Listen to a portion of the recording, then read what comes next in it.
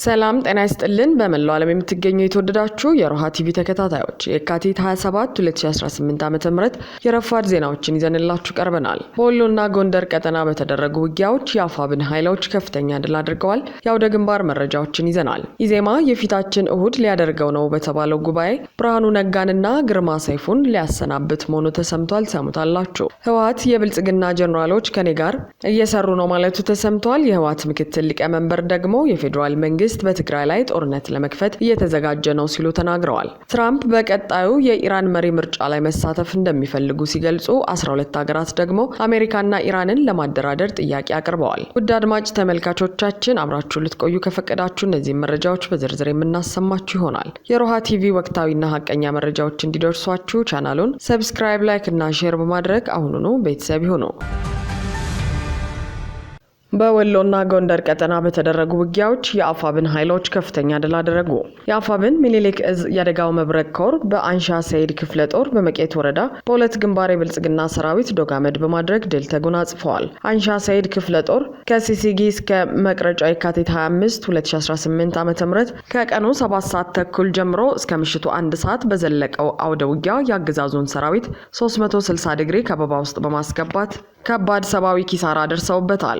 ውሃ እስኪል ድረስ ሙትና ቁስለኛ አድርገው ድል ተጎናጽፈዋል። በሁለቱም ግንባር ላይ የክፍለ ጦሩ ፋኖች የብልጽግና ኃይል ከመሸገበት ሬ ድረስ ዘልቀው በመግባት ከ17 በላይ እስከ ወዲያኛው የሸኙ ሲሆን በውል ቁጥሩ ያልታወቀ ቁስለኛ በመኪና ጭኖ ወደ ፍላቂት ሆስፒታል ሲያጉዝ አምሽቷል። በተጋድሎ 15 ክላሽና ሌሎች ወታደራዊ ቁሳቁሶች ማርከዋል። የብርሃኑ ጁላ ወታደሮችም ጨለማን ተገን በማድረግ ሙትና ቁስለኛ ሰራዊታቸውን ወደ ፍላቂት ከተማ ሲያመላልሱ ማምሸታቸውን ኮሩ ገልጿል። በሌላ በኩል በሰሜን አማራ ቀጠና ገደብዬ ከተማ ዙሪያ በተደረገ ውጊያ በርካታ ያገዛዙ ወታደሮች ሙትና ቁስለኛ መደረጋቸው ታውቋል። በከተማዋ ዙሪያ ዳራ ተብሎ በሚጠራው ስፍራ የሚገኘው ያገዛዙ ወታደራዊ ካምፕን ጥሶ በመግባት ተኩስ የከፈተው ፋኖ በብልጽግና ኃይል ላይ ከባድ የሰብአዊ ጉዳት ከማድረሱ ባሻገር በርካታ የጦር መሳሪያዎችን ማርኮ መታጠቁ ተገልጿል። ፋኖ በሰማዕቱ አርበኛ ማንዴላ እያዩ ስም ባወጀው ዘመቻ ውጤታማ የመከላከልና የመልሶ ማጥቃት እርምጃ በመውሰድ እንዲሁም ፈጣን የሆኑ የቆረጣና የደፈጣ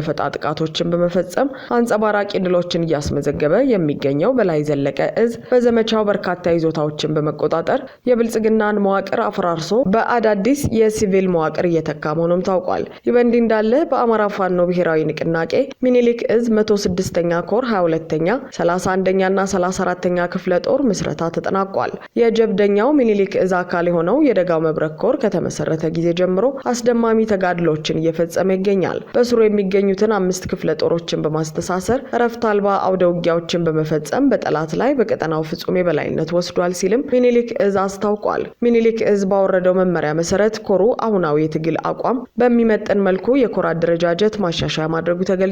በአፋብን ሚኒሊክ እዝ የመልሶ ማደራጀትና የመዋቅር ማሻሻል ተግባራት መካከል አንዱ የሆነው የኮር አደረጃጀትና የክፍለ ጦር መልሶ ማደራጀት ለበርካታ ቀናት ውይይት ከተደረገበት በኋላ አደረጃጀቱ ተሰርቷል። ከዚህ በፊት የአማራ ፋኖ ብሔራዊ ንቅናቄ ሚኒሊክ እዝ የደጋው መብረቅ ኮር በሚል ይጠራ የነበረው አሁን 106ኛ ኮር በሚል መጠሪያ ስም ተሰይሟል። እንዲሁም በደጋው መብረቅ ኮር ስር የነበሩትን ጽናት ክፍለ ጦር፣ አንሻ ሰይድ ክፍለ ጦር፣ ደጀን ክፍለ ጦር፣ ቀኛዝማች ተበጀ ወርቆ ክፍለ ጦር፣ ሰንጥቅ ክፍለ ጦሮች እንዲሁም የወሎ ቤተ አማራ ጠቅላይ ግዛት እዝ አሃድ የነበሩትን ክፍለ ጦሮች ወደ 3 በማዋሃድ አዲስ 106ኛ ኮር ተዋቅሯል። ስለሆነም የሶስቱ ክፍለ ጦሮች ስያሜ 22ኛ 31ኛና 34ኛ ክፍለ ጦር ተብሏል። ኢዜማ የፊታችን እሁድ ሊያደርገው ነው በተባለው ጉባኤ ብርሃኑ ነጋንና ግርማ ሰይፉን ሊያሰናብት መሆኑ ተሰማ። በብዙዎች ተስፋ ተጥሎበት የኢትዮጵያ ዜጎች ለማህበራዊ ፍትህ በሚል የተቋቋመው ፓርቲ እነ ብርሃኑ ነጋ ለቆራሽ ስልጣን ሲሉ ለብልጽግና ገባሪ አድርገውት ኖረዋል። የሰላማዊ ፖለቲካ ምህዳሩን ሙሉ በሙሉ የዘጋው ብልጽግና በበለጠ ሞላ የሚመራውን አብንንና በብርሃኑ ነጋ የሚመራውን ኢዜማ መሪዎች የዳረጎት ስልጣን በመስጠትና ፓርቲዎቹን በማስገበር በስማቸው ሲነግድ ቆይተዋል። ተቃዋሚ ፖለቲከኞችን በመግደል በማሰርና በማሳደድ የሚታወቀው ብልጽግና ለሱ የገበሩትንና ከብልጽግና በላይ ብልጽግና የሆኑትን እነ ብርሃኑ ነጋንና በለጠ ሞላን በመጥቀስ ሰላማዊ ፖለቲካን እንደሚደግፍ ይናገራል። ታዲያ አንዱ የህዝብን ተስፋ ጠቅልሎ ለብልጽግናው ገዳይ ስርዓት ያስረከበው ኢዜማ የፊታችን እሁድ ጉባኤ እንደሚያካሄድ ተሰምቷል። በዚህ ጉባኤ ላይም ወጣቶችን መተካት በሚል ብርሃኑ ነጋና ግርማ ሰይፉ የተባሉት የብልጽግና ሹመኞች ከፓርቲው አመራርነት እንደሚሰናበቱ አዲስ ማለዳ ከምንጮቼ ሰምቻለሁ ስትል ዘግባለች። ብርሃኑ ነጋ ከአብይ ጎን ሆነው በትምህርት ሚኒስተርነታቸው ወጣቱ ዩኒቨርሲቲ ሳይሆን ወታደራዊ ካምፕ እንዲገባ ያደረጉ ሰው ናቸው። ግርማ ሰይፉ ደግሞ እንደ ልማዳቸው በማህበራዊ ሚዲያ ብልጽግናን ወክለው ሲሳደቡ የሚውሉ ያዳነች አበቤ አትክልተኛ ናቸው በሚል በተቃዋሚዎቻቸው ይተቻሉ። ሆኖም ከፓርቲው አመራርነት ይሰናበታሉ የተባሉት እነ ብርሃኑ ነጋ በቀጣዩ የይስሙላ የብልጽግና ስልጣን ማራዘሚያ ምርጫ ይሳተፋሉ ወይ የሚለው አልታወቀም። የህወሓት ምክትል ሊቀመንበር የፌዴራል መንግስት በትግራይ ላይ ጦርነት ለመክፈት እየተዘጋጀ ነው ሲሉ ተናገሩ። የህዝባዊ ወያኔ ሓርነት ትግራይ ህወሓት ምክትል ሊቀመንበርና የትግራይ ጊዜያዊ አስተዳደር ምክትል ፕሬዝዳንት አቶ አማኑኤል አሰፋ የብልጽግናው መንግስት ባለስልጣናት በትግራይ ላይ ጦርነት ለመክፈት እየተዘጋጁ ነው ሲሉ መናገራቸው ተሰማ። የትግራይ ክልል ጊዜያዊ አስተዳደር ምክትል ፕሬዝዳንትና የህወሓት ምክትል ሊቀመንበር አቶ አማኑኤል አሰፋ የኢትዮጵያ ፌዴራል ሰራዊት እያቅጣጫው ወደፊት እየገፋ ነው፣ ትግራይ በፌዴራል ሰራዊት እየተከበበ ይመስለኛል ማለት እችላለሁ ሲሉ ለፈረንሳይ ዜና አገልግሎት ኤኤፍፒ ተናግረዋል። የፌዴራል መንግስት ትግራይ ላይ ጦርነት ለመክፈት ራሱን እያዘጋጀ ነው ያሉት አቶ አማኑኤል ግጭት ሊኖር የሚችልበት እድል ከፍተኛ ነው ሲሉ ለኤኤፍፒ ተናግረዋል። ብልጽግና ፓርቲ መሪ አብይ አህመድ በቅርቡ ለኢትዮጵያ ዜና አገልግሎት በትግርኛ በሰጡት ቃለ መጠይቅ በትግራይ ላይ የሚጀመር ጦርነት እንደሌለ ላረጋግጥ ወዳለው ጦርነት የመጀመር ፍላጎትና ሀሳብ እንደሌለን ህዝባችን ማወቅ አለበት ሲሉ ተደምጠዋል። ነገር ግን ይህ ወደ ትግራይ ክልል የተጠጋው ጦር ለምን ዓላማ ነው የተንቀሳቀሰው? በየሚዲያውስ የብልጽግናው አገዛዝ የሚፎክረው ምን ለማሳካት ነው የሚለው ራሱን የቻለ ጥያቄ ነው። ሆኖም ግን አብይ አህመድ ጦርነት ለመጀመር ሲሰናዱ ፈጽሞ ጦርነት የለም፣ ህዝብ ምንም አንዋጋም የሚል ማዘናገያ እንደሚጠቀሙ የታወቀ ነው። ሆኖም አብይ በዚህ ቃለ መጠይቃቸው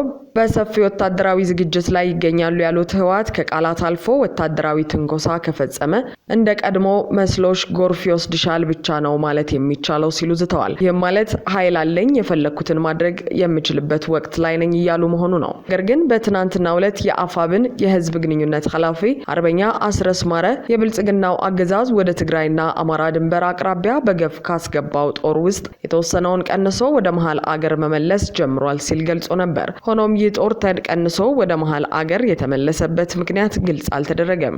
ህወሓት ከዚህ የአብይ አህመድ የትግረኛ ቃለ መጠይቅ በኋላ አድርጎታል በተባለው ስብሰባ የአብይ አህመድ አገዛዝ ጦርነት በጀመርን በቀናት ውስጥ ፍርስርሱ ይወጣል ብሏል። ኢትዮ ፎከስ ሚዲያ እንደዘገበው ህወሓት የአብይ አህመድን አገዛዝ የጦርነት እንቅስቃሴ ተከትሎ ግምገማና ስብሰባ በመቀሌ አድርገዋል። ህወሓት በግምገማው አብይ በየቦታው ውጊያ ላይ ተጠምዷል፣ ህዝባዊ ድጋፍ አጥቷል፣ እንደ 2013ቱ አጋር የለውም፣ ስለዚህ ጦርነቱ ከተጀመረ ቀናትም አይቆይም ማለቱም ተዘግቧል። የህወሓት አመራሮች በግምገማው ከብልጽግና ዋና ዋና ጀነራሎች ጋር አብረን እየሰራን ነው፣ ከኛ ጋር ናቸው ማለቱም ተነስቷል። አብይ በአዲስ አበባም የህዝብ አመጽ ይነሳበታል ሲል ነው ህወሓት በግምገማው ያቀረበው።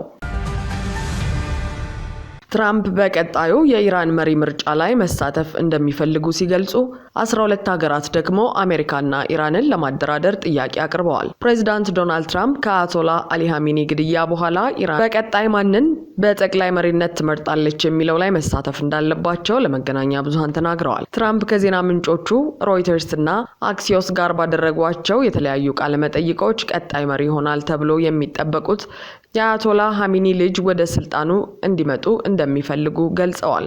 ፕሬዝዳንቱ ባለፈው ታህሳስ ላይ ወደ ቬኔዙዌላ ገብተው ፕሬዝዳንት ኒኮላስ ማዱሮን ከያዙ በኋላ እንዳደረጉት ሁሉ የኢራን ቀጣይ መሪን የመምረጥ ሂደት ላይ ራሳቸው መሳተፍ እንደሚፈልጉ መናገራቸውን የአሜሪካው የዜና ምንጭ አክሲዮስ ዘግቧል። ከሮይተርስ ጋር ባደረጉት ቃለ መጠይቅ ደግሞ ከኢራን ጋር ሆነን መምረጥ ይኖርብናል ብለዋል። የቀድሞ መሪ የቀብር ስነ ስርዓት ከተፈጸመ በኋላ ቀጣዩ መሪ እንደሚመረጥም ተነግሯል። ስልጣኑን እንደሚረከቡ ከሚጠበቁት መካከል ስማቸው ተደጋግሞ እየተነሱ ያሉት የቀድሞ አያቶላህ ልጅ ሞጅታባ ኻሜኒ ናቸው። ትራምፕ አክሲዮስ ጋር በነበራቸው ቆይታ የኻሜኒ ልጅ የጠቅላይ መሪነቱን ስልጣን እንዲቆናጠጡ እንደማይፈልጉ ተናግረዋል። ለኔ የኻሜኒ ልጅ ስልጣኑን መረከቡ ተቀባይነት የለውም፣ የምንፈልገው ለኢራን ስምምነትና ሰላምን የሚያመጣ ሰው ነው ብለዋል። የአያቶላ ኻሜኒን ፖሊሲዎችን የሚያስቀጥል አዲስ መሪ እንደማይፈልጉ ለአክሲዮስ የገለጹት ፕሬዝዳንቱ ይህ አይነት ሰው ወደ ስልጣኑ የሚመጣ ከሆነ በ5 ዓመት ውስጥ አሜሪካ ተመልሳ ወደ ጦርነት እንድትገባ እንደሚያስገድዳት ጠቅሰዋል።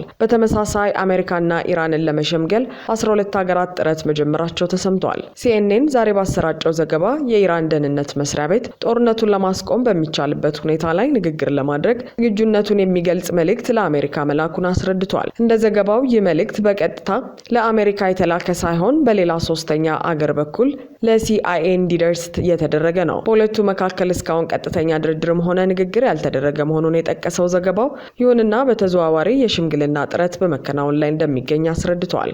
አንድ የትራምፕ አስተዳደር ከፍተኛ ባለስልጣን ዜና ምንጩ ሲናገሩ ይህ ግጭት ከተነሳ አንስቶ በርካታ አገራት እያነጋገሩ ነው። እነዚህን ለመሸምገል እንደሚፈልጉ እየገለጹም ያሉት አገራትም ወደ 12 ይሆናሉ ብለዋል። እኚህ ባለስልጣን እንዳሉት አሁን እየተደረገ ያለው ወታደራዊ ዘመቻ በመሆኑ በሶስተኛ ወገን ሽምግልና ሊፈታ ይችላል የሚል እምነት የላቸውም። በሌላ በኩል የኢራን ውጭ ጉዳይ ምክትል ሚኒስተር መጂድ ራቫንቺ በቴሌቪዥን ባደረጉት ንግግር ወደ አሜሪካ ምንም መልእክት አለመላካቸውን አስታውቀዋል። ሲናገሩም አሁን እኛ ራሳችንን በመከላከል ላይ በመሆናችን ለአሜሪካ መልእክት አላክንም። አሁን ትኩረታችን ራሳችንን መከላከል ላይ ነው ያሉ ሲሆን ከአሜሪካም የደረሳቸው መልእክት እንደሌለ አስታውቀዋል። በሌላ በኩል በአሜሪካ እስራኤልና በኢራን መካከል የተቀሰቀሰው ጦርነት 6ኛ ቀኑን በያዘበት በዚህ ወቅት ቻይና የነዳጅና የኳታር ፈሳሽ የተፈጥሮ ጋዝ መርከቦች በሆርሙዝ የባህር ሰርጥ በሰላም እንዲያልፉ ከኢራን ጋር ድርድር ላይ መሆኗ ተሰምቷል። የሮይተርስ የዜና ወኪል 3 ዲፕሎማሲያዊ ምንጮችን ጠቅሶ እንደዘገበው ይህ ለዓለም አቀፍ ንግድ እጅግ ወሳኝ የሆነው የባህር መስመር በጦርነቱ ምክንያት ተዘግቶ መቆየቱ ለዓለም የሚቀርበው የነዳጅና ጋዝ አቅርቦት በ5/1 እንዲቀነስ አድርገዋል። የዓለም ሁለተኛው ግዙፍ ኢኮኖሚ የሆነችው ቻይና የምትጠቀመውን 45% ነዳጅ የምታገኘው በዚህ የባህር ሰርጥ መዘጋት በአገሪቱ ኢኮኖሚ ላይ ሊያስከትል የሚችለውን ኪሳራ ለመቀነስ ቴህራን ለመርከቦች ኮሪደር እንድትከፍት ግፊት እያደረገች ትገኛለች። ጦርነቱ ከተቀሰቀሰ ወዲህ የነዳጅ ዋጋ ከ15% በላይ የጨመረ ሲሆን ኢራን በባህረ ሰላጤው በሚገኙ የኃይል ማመንጫዎችና በመርከቦች ላይ የምትፈጽመው ጥቃት ለዋጋው መናር ዋነኛው ምክንያት ሆኗል። የመካከለኛው ምስራቅ የኃይል ሚዛን እየተዋቀረ መሆኑን የሚያሳዩ ፍንጮችም እየታዩ ነው። የመርከብ እንቅስቃሴ መከታተያ መረጃዎች እንደሚያሳዩት ከጦርነቱ በፊት በቀን በአማካይ 24 መርከቦች ያልፉበት የነበረው ይህ መስመር አሁን ላይ ወደ 4 ዝቅ ብሏል። በአሁኑ ወቅት አይረን ሜይደን የተሰኘች አንዲት መርከብ የማንነት መለያዋን የቻይና ባለቤትነት በሚል በመቀየር በሰርጡ በኩል ማለፏ የተጠቆመ ሲሆን ይህም ቻይና ከኢራን ጋር ያላትን ልዩ ግንኙነት ለንግድ እንቅስቃሴዋ እንደ ጋሻ እየተጠቀመችበት መሆኑን ያሳያል። የተባበሩት መንግስታት ድርጅት የዓለም አቀፍ የባህር ላይ ጉዞ ድርጅት ለአጃንስ ፍራንስ ፕሬስ እንዳስታወቀው በመካከለኛው ምስራቅ በተቀሰቀሰው ጦርነት ምክንያት ወደ 20,000 የሚጠጉ መርከበኞችና 15,000 የሽርሽር መርከብ መንገደኞች በባህረ ሰላጤ ውስጥ ተቀርቅረው ይገኛሉ። የድርጅቱ ዋና ጸሐፊ አርሴኒዮ ዶሚንጌዝ ተቋማቸው አደጋ ከተጋረጠባቸው መርከበኞች ደህንነት ጋር በተያያዘ ከሚመለከታቸው አካላት ሁሉ ጋር በጋራ ለመስራት ዝግጁ መሆኑን ገልጸዋል። ጦርነቱ ባለፈው ቅዳሜ ከፈነዳበት ጊዜ አንስቶ ድርጅቱ በመርከቦች ላይ የደረሱ 7 አደጋዎችን የመዘገበ ሲሆን በዚህም የ2 ሰዎች ሕይወት ሲያልፍ በ7 ሰዎች ላይ ደግሞ የመቁሰል አደጋ ደርሷል። አድማጭ ተመልካቾቻችን የሰዓቱ የሮሃ ቲቪ ዜናዎች የተከታተላችኋቸውን ይመስሉ ነበር። አብራችሁን ስለነበራችሁ ከልብ እናመሰግናለን። ሰላም።